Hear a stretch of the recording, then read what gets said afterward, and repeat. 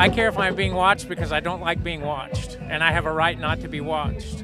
To me, 125 billion cell phone conversations a month that are being recorded constitutes egregious behavior on the part of government. I like my privacy.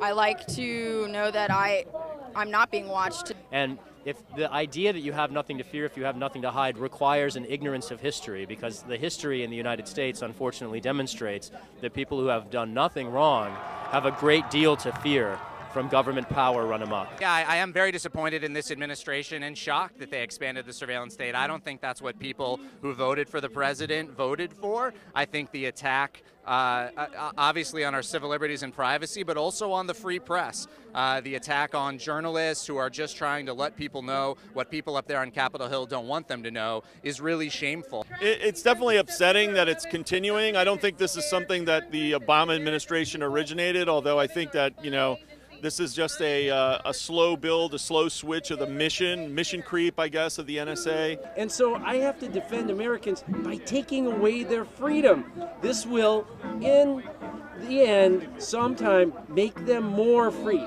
Less freedoms makes you more free. Personally, I don't have anything to hide, but I'm not out here out of my individual interest. I'm here out of a civic responsibility, a recognition that my country cannot survive as a land of the free if we are all being watched constantly by a government.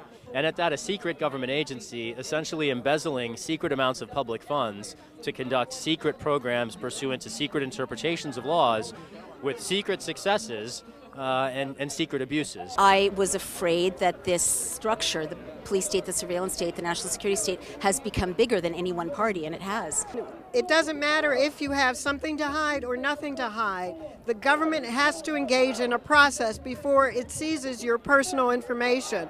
And so it's wrong, and people really don't understand how where you drive, your GPS location, your email, your telephone calls can tell a very detailed picture of your most intimate relationships. We've got to be concerned when the government has so much power over our most private information. You ask us, what do we have to hide?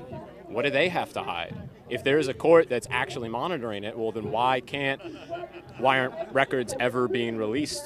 This administration has not been faithful to the pledge to protect the Constitution. It has instead taken steps that would erode our First Amendment rights, our Fourth Amendment rights, our Fifth Amendment rights, our 14th Amendment rights, and other constitutional principles.